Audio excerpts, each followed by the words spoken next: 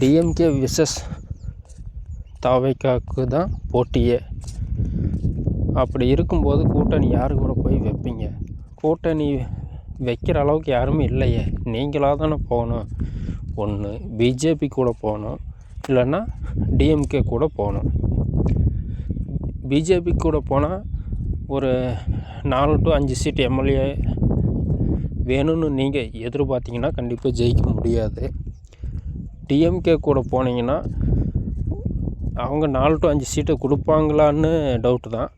எப்படி இருந்தாலும் 2 சீட்டு தான் கொடுப்பாங்க, அப்படி தான் கொடுப்பாங்க இல்லையா?